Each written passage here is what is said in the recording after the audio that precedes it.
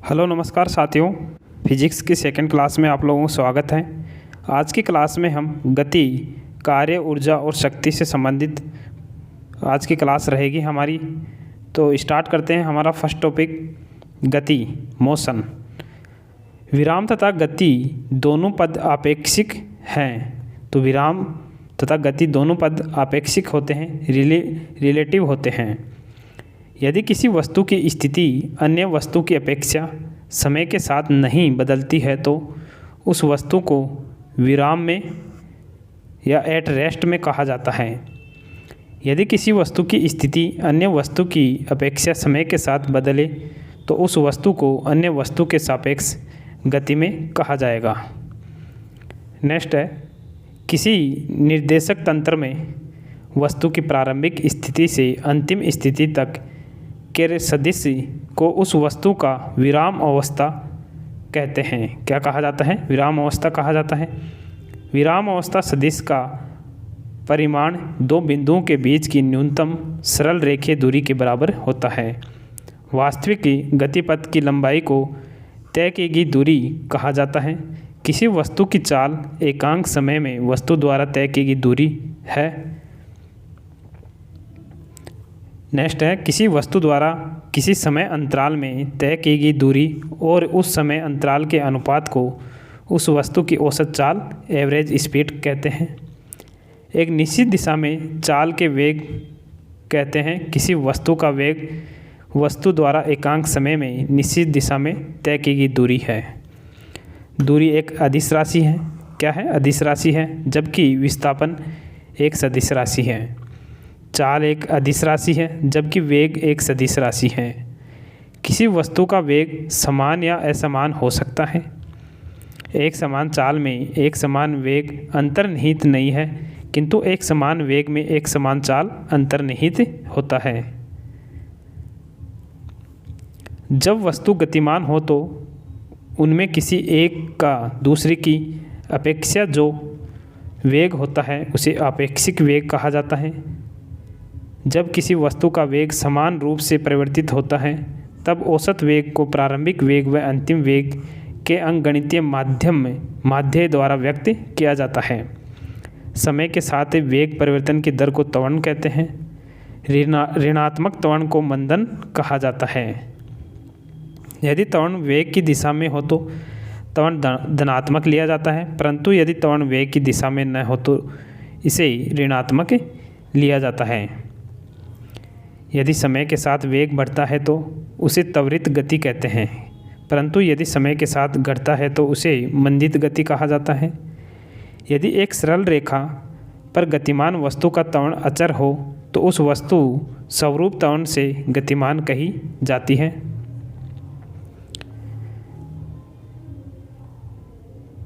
यदि दूरी समय ग्राफ समय अक्ष के समांतर हो तो उस वस्तु को विराम में कहा जाएगा। यदि वेग समय या चाल समय ग्राफ अक्ष के समांतर हो वस्तु की गति एक समान कही जाती है। चाल समय ग्राफ की ढाल त्वरण का परिणाम देती है। इस ग्राफ के नीचे का क्षेत्र वस्तु द्वारा तय की गई दूरी देता है। वह गति जिसमें वस्तु या कण का गतिपथ वर्ताकार हो उसे वर्तीय गति कहा जाता है। एक समान वर्तीय गति में वेग का परिमाण अर्थात चाल अचर रहता है, परंतु वेग की दिशा लगातार बदलती रहती है। नेक्स्ट पॉइंट है, जब कोई वस्तु या कण एक वृत्त पर चलता है तो समय के साथ वृत्त के केंद्र से वस्तु या कण को मिलाने वाली त्रिज्या ध्रुवांतर के घूमने के कोण के परिवर्तन की दर को उसका कोणीय वेग कहते हैं। अर्थात कोणीय वेग बराबर होता है ध्रुवांतर के घूमने का कोण और व्यतीत समय। रेखीय वेग होता है त्रिज्या इंटू कोणीय वेग, v बराबर r इंटू ओमेगा। जड़त्व किसी वस्तु का वह गुण है जिसके कारण वह अपनी विराम अवस्था अथवा एक सरल रेखा में एक समान गति की अवस्था में परिवर्तन का विरोध करती है। नेक्स्ट पॉइंट है, वस्तु का द्रव्यमान उसके जड़त्व की माप है। जब अधिक द्रव्यमान वाली वस्तु का जड़त्व अधिक होता है, कम द्रव्यमान वाली वस्तु का जड़त्व कम होता है। नेक्स्ट पॉइंट है बल। बल वह भौतिक कारण है जो किसी वस्तु पर कार्य कर उसकी विराम की अवस्था अथवा सरल रेखा में एक समान गति की अवस्था में परिवर्तित लाता है या लाने की चेष्टा करता है। नेक्स्ट पॉइंट है, जब बल वस्तु में त्वरण या विरूपण उत्पन्न कर सकता है। नेक्स्ट पॉइंट है, बल में परिमाण एवं दिशा दोनों होते हैं। यह एक सदिश राशि है। यदि वस्तु पर लगा बल वस्तु के द्रव्यमान और उसके त्वरण के गुणनफल के बराबर होता है, अर्थात बल बराबर द्रव्यमान इंटू त्वरण F बराबर ma। बल का ऐसा ही मात्रक होता है न्यूटन। 1 न्यूटन वह बल है जो 1 किग्रा द्रव्यमान की वस्तु में 1 मीटर प्रति सेकंड स्क्वायर का त्वरण उत्पन्न करता है, अर्थात 1 न्यूटन बराबर होता है 1 kg मीटर प्रति सेकंड स्क्वायर। घर्षण बल हमेशा गति की विपरीत दिशा में कार्य करता है। नेक्स्ट पॉइंट है, जब किसी वस्तु या कण पर 2 या 2 से अधिक बल लगते हैं तो ऐसे बलों का परिणामी बल वह एकल बल होता है जिसका वस्तु या कण पर प्रभाव लगने वाले बलों के सम्मिलित प्रभाव के समान होता है। अशून्य परिणामी बल को असंतुलित बल कहते हैं। असंतुलित बल वस्तु पर अशून्य त्वरण उत्पन्न करता है। यदि बलों का एक समूह किसी वस्तु पर लगकर उसमें त्वरण उत्पन्न नहीं करता है तो बलों को संतुलित बल कहा जाता है। यदि वस्तु के द्रव्यमान और उसके वेग के गुणनफल को उसका संवेग कहते हैं तो संवेग बराबर होता है द्रव्यमान इंटू वेग, P बराबर mv। संवेग की दिशा वही होती है जो वस्तु के वेग की होती है। संवेग का ऐसा ही मात्रक होता है kg मीटर प्रति सेकंड स्क्वायर। kg मीटर प्रति सेकंड होता है। प्रमुख सदिश राशियां हैं विस्थापन, वेग, बल, त्वरण, संवेग, आवेग, बल आघूर्ण, विद्युत तीव्रता, धारा घनत्व, चुंबकीय क्षेत्र, चुंबकन तीव्रता, प्रेरण, विद्युत ध्रुवण आघूर्ण, कोणीय वेग, कोणीय त्वरण, कोणीय संवेग एवं भार आदि। प्रमुख अदिश राशियों को देखते हैं। दूरी, द्रव्यमान, चाल, घनत्व, ऊष्मा, क्षेत्रफल, विद्युत धारा, ताप, कार्य, ऊर्जा एवं शक्ति आदि। 4 तथा 6 मात्रक का सदिश में योग का मान हो सकता है 2 से 10 तक कुछ भी। 2 सदिश राशियों का अधिकतम मान होता है दोनों सदिश राशियों का योगफल। 2 सदिश राशियों का न्यूनतम मान होता है दोनों सदिश राशियों का अंतर। विस्थापन का मान हो सकता है ऋणात्मक, धनात्मक एवं शून्य। एक वर्ताकार पथ पर वेग हमेशा चर होता है जबकि चाल हो सकता है अचर या चर। यदि वस्तु की दूरी समय ग्राफ अक्ष के समांतर हो तो वस्तु होती है विरामावस्था में।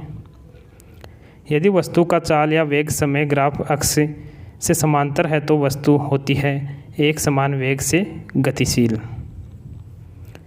सर्वप्रथम किसने पता लगाया कि एक समान त्वरण से चलती हुई वस्तु द्वारा तय की गई दूरी समय के वर्ग के समानुपाती होती है? गैलीलियो ने पता लगाया था ये सर्वप्रथम।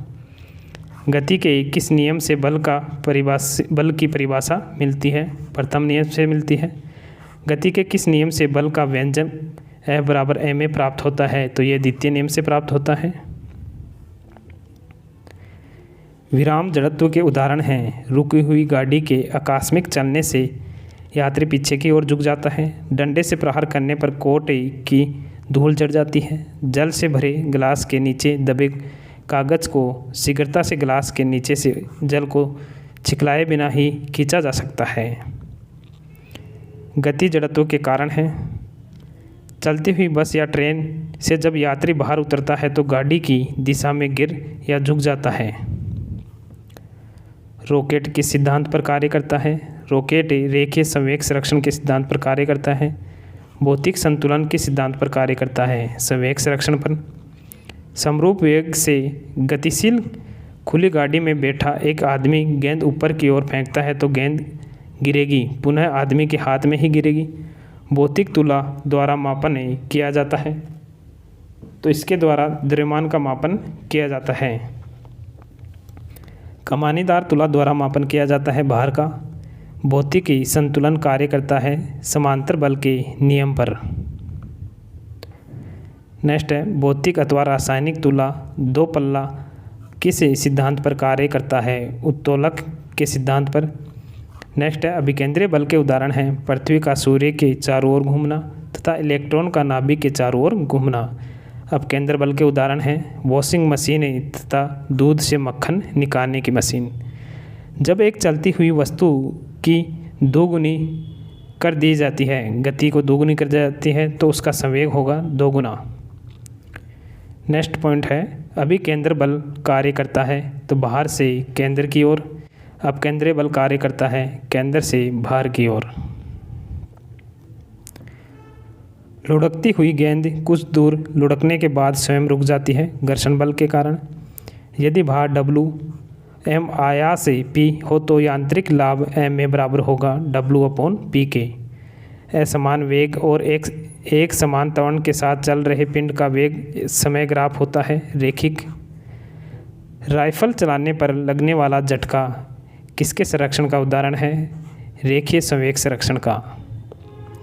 नेक्स्ट पॉइंट है 2 न्यूटन तथा 2 न्यूटन दो बलों के परिणामी बल का मान कितना हो सकता है? 0 से 4 न्यूटन तक। विद्युत मोटर की कुंडली पर लगने वाले बल युग्म की दिशा निर्धारित की जाती है फ्लेमिंग के बाएं हाथ के नियम द्वारा। सड़क पर एक कार 60 किलोमीटर प्रति घंटे की एक समान चाल से जा रही है। कार पर लगने वाला शुद्ध परिणामी बल होगा 0। नेक्स्ट पॉइंट है हमारा कार्य ऊर्जा एवं शक्ति। बल और बल के अनुप्रयुक्त बिंदु द्वारा बल की दिशा में तय की गई दूरी गुणनफल को बल द्वारा किया गया कार्य कहा जाता है। अतः किया गया कार्य बल इंटू बल की दिशा में तय की गई दूरी W/Fs। जब विस्थापन बल की दिशा में होता है तो कार्य का परिणाम धनात्मक होता है और जब विस्थापन बल की दिशा के विपरीत दिशा में होता है तो कार्य का परिणाम ऋणात्मक होता है, नेगेटिव होता है। यदि वस्तु का विस्थापन यदि 0 है तो बल द्वारा उस वस्तु पर किया गया कार्य भी 0 होगा। यदि बल द्वारा उसकी लंबवत दिशा में कोई कार्य नहीं होता है, किसी बल द्वारा उसकी लंबवत दिशा में कोई कार्य नहीं होता है। 1 जूल कार्य करने की वह मात्रा है जो 1 न्यूटन के बल द्वारा अपनी अनुप्रयुक्त बिंदु को अपनी दिशा में 1 मीटर की दूरी से चलाने में किया जाता है। किसी वस्तु के कार्य करने की क्षमता को उस वस्तु की ऊर्जा कहते हैं। कार्य और ऊर्जा का SI मात्रक एक ही है अर्थात जूल होता है। यांत्रिक ऊर्जा के 2 रूप होते हैं, गतिज ऊर्जा और स्थितिज ऊर्जा। सूर्य ऊर्जा का सबसे बड़ा प्राकृतिक स्रोत है। सूर्य से प्रकाश, ऊष्मा आदि रूपों में हमें ऊर्जा प्राप्त होती है। नेक्स्ट है किसी वस्तु को उसकी गति के कारण कार्य करने की जो क्षमता होती है उस वस्तु की गतिज ऊर्जा कहते हैं।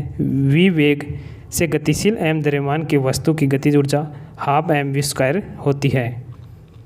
किसी वस्तु को उसकी स्थिति या आकृति में परिवर्तन के कारण जो कार्य करने की क्षमता होती है उसे उस वस्तु की स्थितिज ऊर्जा कहते हैं। पृथ्वी तल से h ऊंचाई तक उठाए गए m द्रव्यमान की किसी वस्तु की गुरुत्वीय स्थितिज ऊर्जा mgh होती है। नेक्स्ट है किसी वस्तु द्वारा इसकी स्थिति अथवा विन्यास में परिवर्तन के कारण प्राप्त ऊर्जा को स्थितिज ऊर्जा कहते हैं। ऊर्जा के संरक्षण का सिद्धांत या नियम यह बताता है कि ऊर्जा न तो उत्पन्न की जा सकती है और न ही नष्ट की जा सकती है, केवल एक रूप से दूसरे रूप में उसका रूपांतरण हो सकता है। रूपांतरण के पहले रूपांतरण के बाद कुल ऊर्जा हमेशा नियत रहती है। ऊर्जा के अनेक रूप हैं जैसे गतिज ऊर्जा, स्थितिज ऊर्जा, रासायनिक ऊर्जा, प्रकाश ऊर्जा, ऊष्मीय ऊर्जा इत्यादि। प्रति इकाई एकांक समय में किए गए कार्य को शक्ति कहते हैं। यदि t समय में W कार्य होता है तो P बराबर W/T। शक्ति का SI मात्रक वोट होता है। 1 वोट बराबर 1 जूल प्रति सेकंड होता है। शक्ति का अन्य मात्रक होता है किलोवाट। 1 किलोवाट बराबर होता है 1000 वोट। 1 किलोवाट की दर 1 घंटे में व्यय ऊर्जा 1 किलोवाट घंटा कही जाती है। घड़ी की चाबी में संचित ऊर्जा होती है यांत्रिक स्थितिज ऊर्जा। खींचा हुआ धनुष में संचित ऊर्जा होती है स्थितिज ऊर्जा। नेक्स्ट है जब एक चलती हुई वस्तु की गति दोगुनी कर दी जाए या उसका वेग दोगुना कर दिया जाए तो उस वस्तु के गतिज ऊर्जा पर क्या प्रभाव पड़ेगा? 4 गुनी हो जाएगी। एक चलती हुई कार और एक रेल इंजन दोनों में समान गतिज ऊर्जा होती है, फिर भी किसका वेग ज़्यादा होता है? तो रेल इंजन का होता है। एक सामान्य व्यक्ति की सामर्थ्य अश्वशक्ति में होती है 0.05 से 1 हॉर्स पावर। नेक्स्ट है, जब हम रबड़ के गद्दे वाली सीट पर बैठते हैं या लेटते हैं तो उसका आकार परिवर्तन हो जाता है। ऐसे पदार्थों में कौन सी ऊर्जा पाई जाती है? तो इनमें स्थितिज ऊर्जा पाई जाती है। घर्षण के विपरीत किया गया कार्य होता है ऋणात्मक। जब एक कण रैखिक सरल आवर्त गति में रहता है तो उसकी गतिज ऊर्जा कहाँ पर अधिकतम होती है? तो माध्य स्थिति में। आदर्श गैस की ऊर्जा निर्भर करती है मोल की संख्या पर। एक ट्रक तथा एक कार समान गतिज ऊर्जा के साथ गतिशील है। उन्हें रोकने के लिए अगर समान बल प्रयुक्त किया जाता है तो दोनों ही ठहरने के पूर्व एक समान दूरी तय करेंगे। नेक्स्ट है, एक समान समतल आंगन पर सीधी रेखा में एक बक्से को खींचने के लिए घर्षण के विपरीत किए गए कार्य की मात्रा अधिकांशतः निर्भर करती है बक्से की गति की दिशा पर। नेक्स्ट पॉइंट है, वस्तु पर लगाए गए बल की दिशा में हुए विस्थापन के गुणनफल को कहते हैं। इसे कार्य वर्ग कहा जाता है। किसी द्रव को गर्म करने पर क्या होता है? उसके अणुओं की गतिज ऊर्जा बढ़ जाती है। इलेक्ट्रॉन की विराम ऊर्जा होती है 0.51 MV।